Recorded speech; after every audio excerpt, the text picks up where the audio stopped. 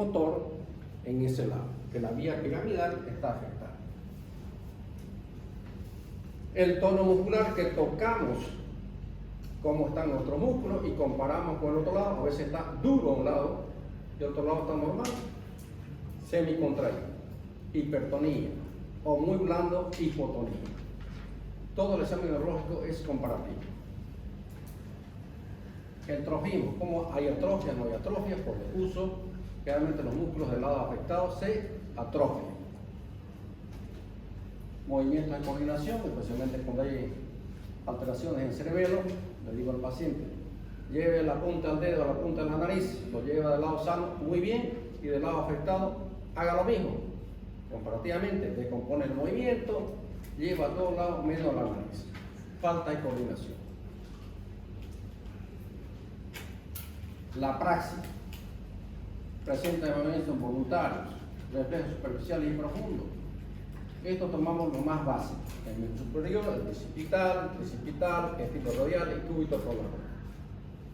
Eso lo vamos a hacer por partes con ustedes en la práctica que hagamos en el hospital. En el miembro inferior, el patelar y el aquiliar. La sensibilidad superficial y profunda. Vamos pasando un baloncito, le preguntamos al paciente con ojos cerrados, ¿que esto de acá es igual que esto de acá? No, doctor. Al lado derecho lo siento bien, al lado izquierdo no siento nada. Anestesia. ¿Qué pasó acá? Esto de acá es igual que esto de acá. No, doctor. Al lado derecho lo siento bien, al lado izquierdo lo siento como adormecido. Hipoestesia. Le paso acá abajo la tercera rama. Esto de acá es igual que esto de acá. ¡Ay! Dice el otro lado. Le molesta al paciente. Hiperestesia. Vean cómo va cambiando la sensibilidad en diferentes patologías. Signo meningio, eso lo vamos a llevar a un tema especial, como es la rigidez de nuca, el signo de Kerning, el signo de Brusinski, que vamos a llevar en esta patología, en la meningoencefalitis. Los síndromes, un tema que vamos a avanzar muy pronto, es el síndrome piramidal. La afectación de la vía motora voluntaria, que se origina en la corteza, en el área motora o área de Broca, ahí detrás de la cintura de Roland, desciendes todas las fibras y se cruzan el bulbo y van a inervar todos los músculos esqueléticos que salen de la médula espinal con las raíces nerviosas anteriores y terminan en nuestros músculos esqueléticos y nos ayudan a ejecutar movimientos. Cuando se afecta esa vía, ¿cómo quedará el paciente? Sin movimiento, con una hemiplejía, mitad del cuerpo que no lo mueve, o una hemiparesia, mueve pero con dificultad. ¿Cómo nos ayuda la anatomía ya? De entrada, a reconocer qué sistema está afectado. En este caso, la vía piramidal, la vía motora voluntaria. ¿Estamos? ¿Y qué la afecta? Traumatismo de cráneo, enfermedades vasculares, tumores, todo eso. ¿Cómo se clasifican? Directas, que son las corticales, capsulares o talámicas, es su descenso hasta luego.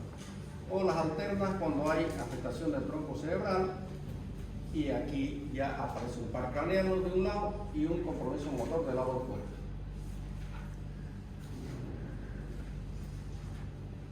Y aquí hablamos de dos neuronas, la neurona motora superior y la inferior.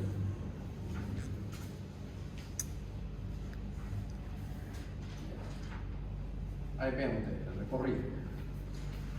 La vía motora como desciende y en el bulbo se cruza y va al lado opuesto de la médula.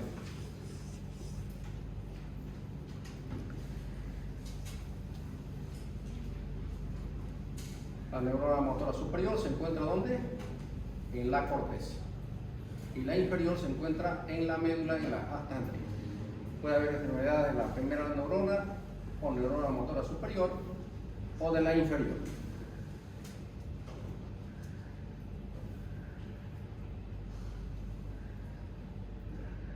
Síndrome del meningio, vamos a llevar un tema complejo de todo lo que estoy hablando. Síndrome cerebeloso, todas las patologías que afecten al cerebro. Pueden ser tumores, pueden ser hemorragias cerebrales o enfermedades degenerativas. Síndrome de la piramidal, aquí vamos a hablar de patologías, algunas que son muy conocidas seguramente por ustedes, como la enfermedad de Parkinson. Entonces vamos a hablar acá de Parkinson y otras enfermedades que afectan a esta vía extrapiramidal. Temblores, la Corea, del adolescente, la de Sydenham y la de Huntington de la Laguna.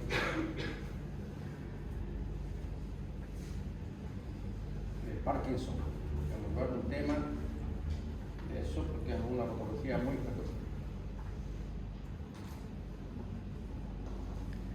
Sensitivos también vamos a llevar, como es cuando hablemos de médula, vamos a hablar todos los síndromes, especialmente el bronce 4.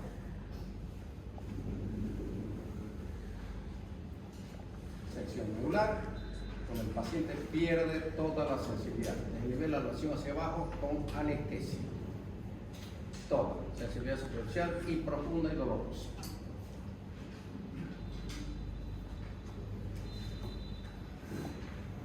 El coma, vamos a llevar alteraciones de la conciencia y ahí vamos a hablar de coma y las variaciones del estado de conciencia y sus causas.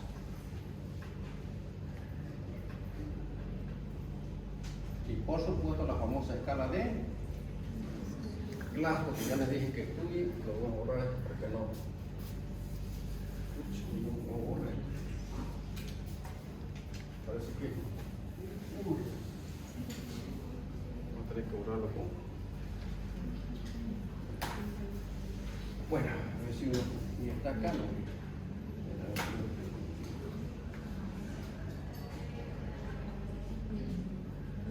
Y por supuesto vean ustedes que cada hemisferio tiene sus funciones. Hay un hemisferio que es dominante en los adultos y la dominancia se manifiesta a partir de los 10 años de edad. En el dominante está generalmente el izquierdo en la mayoría de las personas. Si yo les digo que levante, ¿cómo podemos saber simplemente cuál es su hemisferio dominante? Simple. Preguntarle con qué mano escribe. Seguro que aquí la mayoría, si les digo que levante la mano, más del 80% son diestros, utilizan la mano derecha. Y esa dominancia está representada por el hemisferio izquierdo. Y el hemisferio izquierdo tiene todas estas funciones que ustedes. Habilidad numérica, lenguaje, ahí están las áreas de lenguaje, procesamiento del hemisferio izquierdo. El hemisferio derecho, todo lo que es artístico y lo demás, tiene su función. Si se afecta al lado derecho, no va a afectar el área de lenguaje en los adultos, porque ya dijimos que el hemisferio dominante es el izquierdo.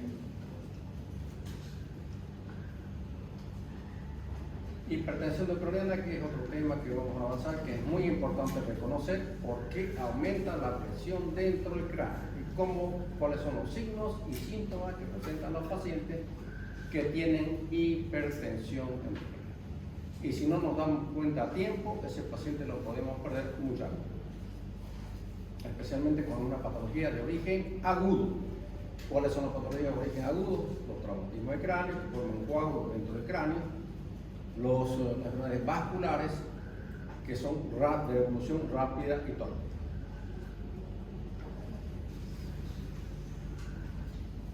Un tema completo vamos a hablar sobre hipertensión endocrina. Síndrome frontal, donde todas las patologías afectan a este lóbulo. Síndrome parietal, los que afectan al lóbulo parietal, y así temporal, occipital, y vamos a ver qué funciones son las que se afectan en estos lóbulos y qué clínica presentan nuestros pacientes. Para eso, ¿qué tenemos que saber, jóvenes? Anatomía. Para eso vamos a estudiar un tema que se llama áreas corticales del cerebro, de todos los lobos. Entonces, ahí nos vamos a dar cuenta si el paciente está con una hemianopsia, por ejemplo, afectó el lóbulo occipital de un lado, y el paciente me llega y me dice: doctor, tengo dificultad para mirar, le hago un examen y veo que el ojo tiene una hemianopsia, una ceguera de la mitad del campo visual. Le muestro un objeto ahí, ¿lo ve? Una persona normal lo ve. No lo veo, doctor. Llego a la mitad y de aquí para acá me dice lo ve, de acá para acá no lo ve. Hemianopsia. Con el otro ojo lo mismo. ¿Qué se afectó? El lóbulo occipital, donde está el área de la visión.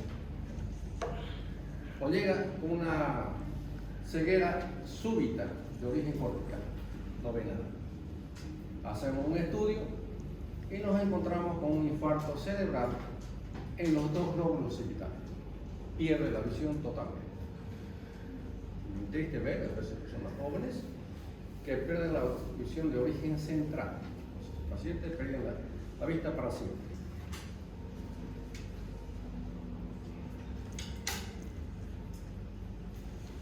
Y esto, las demencias, se nos vamos a llevar porque eso es para la doctora Soto. ¿Con quién llega? Con Soto. ¿O con el doctor? ¿Quién es el doctor? Silver.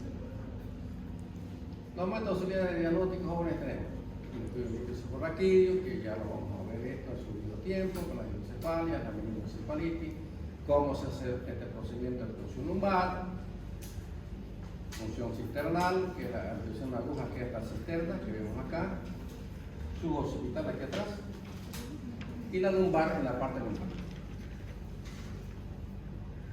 Todos. Electromiografía, ya les expliqué, eso lo vamos a ver en el hospital, para qué solicitamos, especialmente cuando hay una neuropatía, una compresión de las raíces nerviosas por una hernia de disco, por decir un ejemplo. ¿Qué valor diagnóstico nos proporciona este estudio? Y la hemodinamología, por supuesto, lo que más utilizamos. Los exámenes complementarios, que puede ser una tomografía, una resonancia magnética, que es lo que más utilizamos. Radiografía de cráneo y columna también es importante de conocer y saber cómo, porque lo que más se utiliza en la provincia todavía no hay tomografía. Ultrasonografía, especialmente en el hospital de niños y los recién nacidos. Doppler, si nosotros lo utilizamos, transcraneal, y en los niños transfontanela. ¿Qué es la fontanela, jóvenes? ¿Ha llevado pediatría todavía? Entonces no sabe. ¿Pero han tenido hermanitos o no? ¿Lo que han tenido hermanitos? ¿Cómo nacen los niños? Con una partecita donde se ve que late, ¿no? Aquí, la fontanela anterior o frontal, donde todavía no está cerrado, eso se llama fontanela.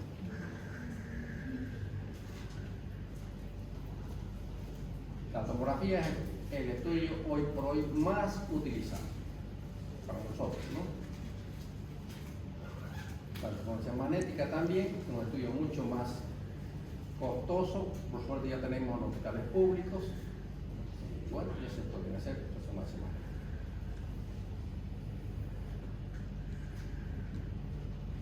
Realmente para todo lo que es agudo utilizamos solamente tomografía. Para algunos casos más especiales como ser tumores o patologías agudas, la resonancia magnética. Cefalea es un tema que vamos a llevar. A ver, vamos a clasificar las cefaleas. ¿Quién no ha padecido dolor de cabeza? En cefaleas primarias y cefaleas secundarias. ¿Qué será una cefalea primaria? Una cefalea primaria es, por ejemplo, la migraña. Es una enfermedad en el paciente más frecuente en el sexo femenino. Aquí veo que generalmente en todos los años que más estamos teniendo mayor cantidad de sexo femenino. Entonces ya se ha invertido todo eso. Cuando cuando yo estudié, tenía 3 compañeros. Ahora ya está yendo al revés, ¿verdad? Pero es muy bueno. Entonces, las secuelas primarias, una de ellas es la migraña. ¿Quién no ha padecido de migraña? Muchas personas. Y lo vemos a diario en las consultas en los hospitales. La secuela atencional también, cuando uno está preocupado por un examen, que sea, está con su dolor cefálico. Tiene sus características cada una de estas patologías y eso vamos a aprender cuando llevemos este tema. Y las secuelas secundarias son síntomas. Por ejemplo, un traumatismo de cráneo, después el paciente queda con dolor de cabeza o empieza después del trauma con cefalea. Es un síntoma. O cuando un paciente tiene una meningoencefalitis, una infección, empieza con fiebre y con cefalea.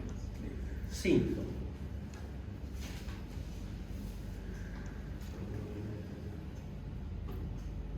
La epilepsia también vamos a llevar sus clasificaciones de esta enfermedad y su tratamiento. Aquí una resonancia magnética y vean ustedes, aquí están los ventrículos, como se ve una imagen blanquecina para que ustedes vean identificando desde ahora, y la corteza, un corte axial. Y aquí vemos la lesión de un tumor. Eso poco a poco lo vamos a ir aprendiendo. Estos tumores pueden ser benignos o malignos. Las enfermedades vasculares cerebrales, otro tema que vamos a avanzar, es una patología muy frecuente y esta puede ser de origen hemorrágico o isquémico. Hemorrágico, que produce una hemorragia dentro del preño. Isquémico, que una arteria que lleva sangre se obstruye y se tapa y ya no pasa la sangre. Eso se llama isquémico.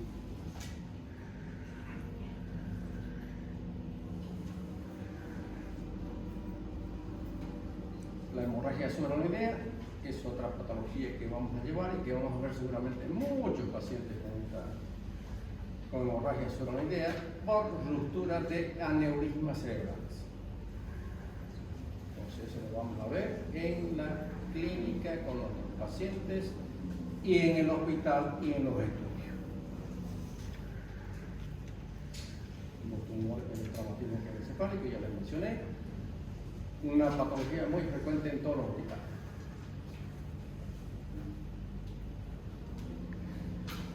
Y cómo se clasifican los traumatismos, leve, moderado y grave, y cómo es el manejo. Especialmente leve, lo maneja cualquier médico. El moderado y grave, ya ese paciente requiere de un personal especializado y también de un centro que le reúna las condiciones, en caso de ser quirúrgico, que le brinde todo lo que requiere el paciente. No solamente el especialista, sino las condiciones para poder ser intervenido.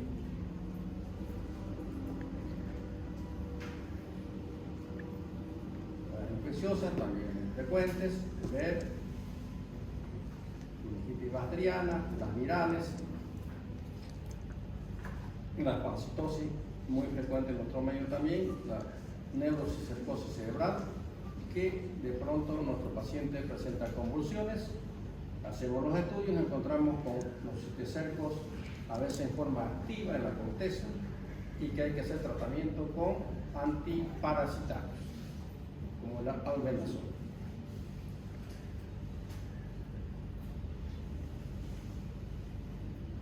Hidrocefalia, también muy frecuente. Cuando tengamos oportunidad de ir al hospital del niño, sí vamos a pedir también, es importante que conozcan, es mucho más frecuente en los recién nacidos con mucha. Yo trabajé 6 años en el hospital de niños y allá casi operaba todos los días hidrocefalia. Hay mucho. O mielomeningoceles, que son malformaciones congénitas que nacen los niños así, con la espina bífida, abierta, que hay que operarlos en el recién nacido.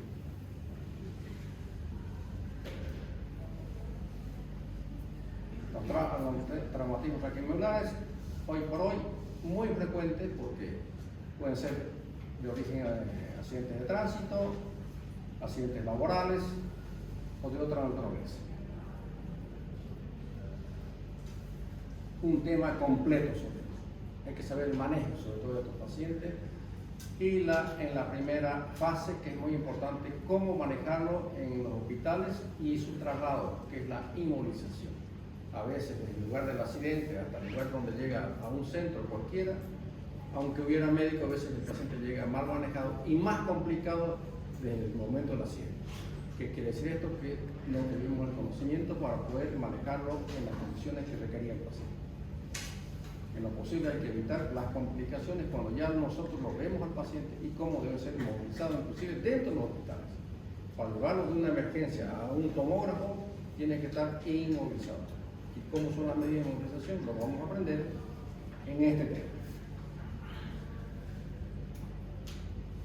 Enfermedades radiculares, las más frecuentes que vemos en los hospitales y que son quirúrgicas, por supuesto, tenemos pues las hernias de disco,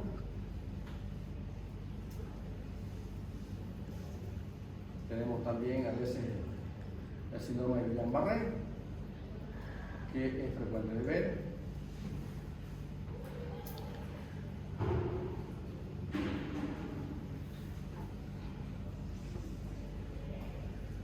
Entonces vamos a nervios periféricos, todo eso vamos a ver. Síndrome de Guillain-Barré, que ya se lo mencioné, son pacientes que se van paralizando su cuerpo en forma a veces ascendente hasta llegar a veces al bulbo y producir un símbolo en la patología del quinto carcaneal, perdón. La metodología, la base, la clase teórica, por supuesto que lo vamos a pasar acá, y las clases prácticas, ustedes ya al tomar la materia ya tienen grupo, ¿verdad? Ya están por su grupo y con su día.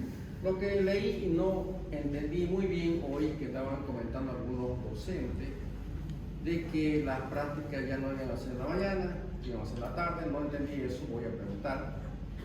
Y yo generalmente paso práctica cuando avanzo por lo menos dos temas, como son la neuroanatomía y la semiología, para que el estudiante ya tenga conocimiento de lo que vamos a ver en el hospital. Sin eso pues no tiene sentido, ¿verdad? Y cada uno se lo respetará su horario que se ha inscrito. Entonces está el lunes y el lunes se respeta su toma.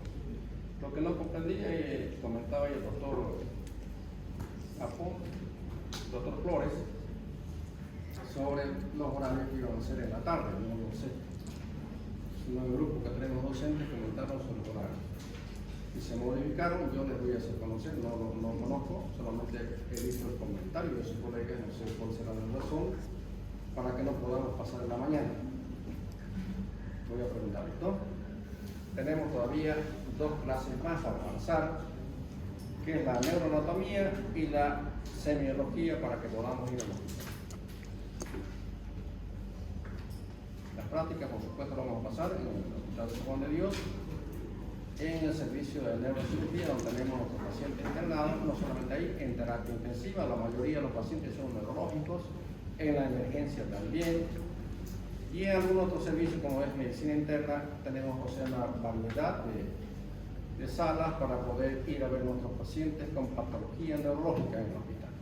Es un hospital que tiene mucha afluencia de derivaciones de otros centros y a veces nos quedamos cortos porque no tenemos la capacidad para recibir, especialmente en terapia. Contamos apenas con 20 y tantos camas nada más de terapia. Entonces ven ustedes que no hay, la ciudad ha crecido mucho en población.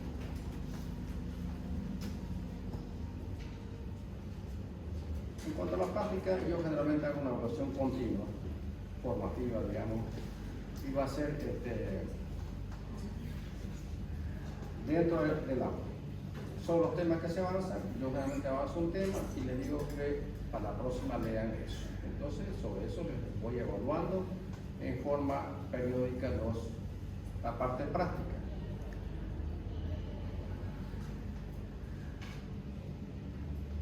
Lo más importante, jóvenes, como recalco acá, que el estudiante tenga la conciencia y la necesidad de adquirir conocimiento y estar actualizado. ¿Qué quiere decir estar actualizado? Estar buscando información constantemente. ¿Qué hago yo en la clase? Hablo de un síndrome. Y a cualquiera de los que tenga internet, el teléfono tiene que ser usado muchísimo. Si tienen esa aplicación de Google, sí. Pero también una que me gusta más, que es el chat GPT, que es rapidísimo eso. Y no hay una información muy completa, inclusive para hacer diapositivas. Entonces, allá en clase hablo de un síndrome, algo que usted, señorita, lea, te digo, ¿no? Así. Entonces lee al grupo, ya salimos de ahí, busquemos imágenes, nos presentamos las imágenes, porque nos da toda la información rápida en el momento. Y ustedes empiezan a manejar eso y no salen con las dudas, salen ya con todo el conocimiento que estamos aplicando en ese momento.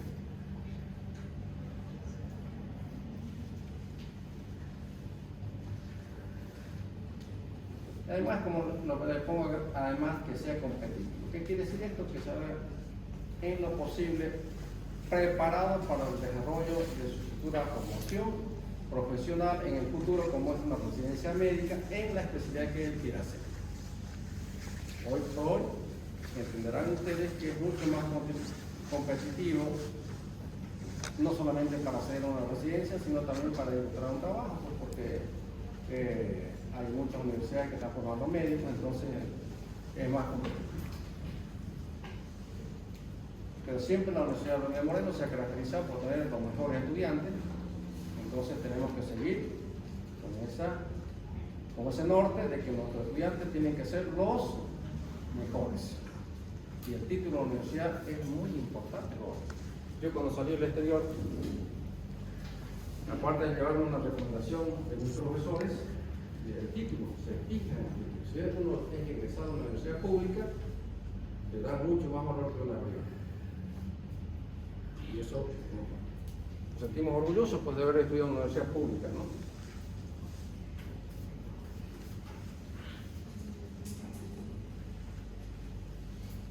Bibliografía. Este es el libro que les voy a recomendar, nótese, Osvaldo Putinó.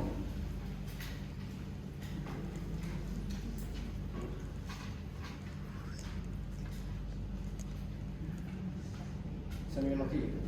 Es muy didáctico, muy simple para comprender.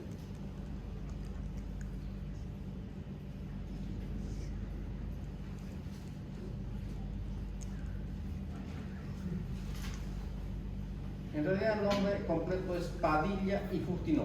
Son dos autores, Padilla y Justino. Padilla es el otro autor y Justino.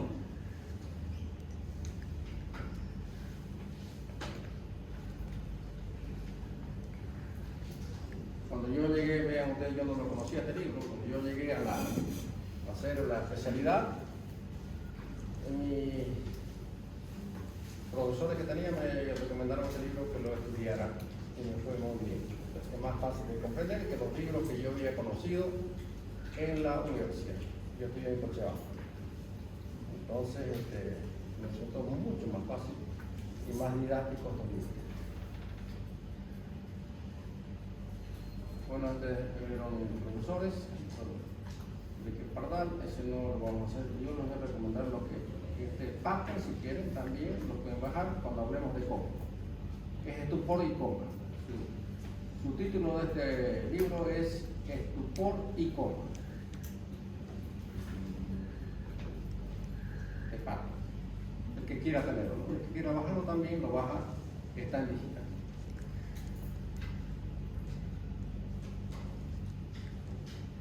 Un hipótesis.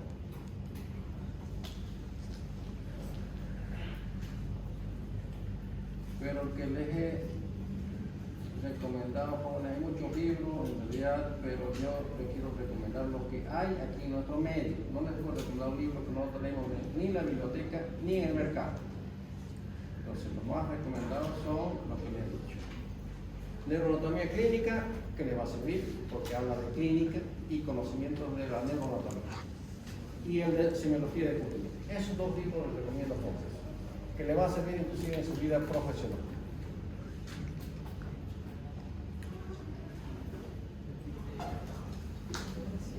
¿Tenemos tiempo todavía, jóvenes?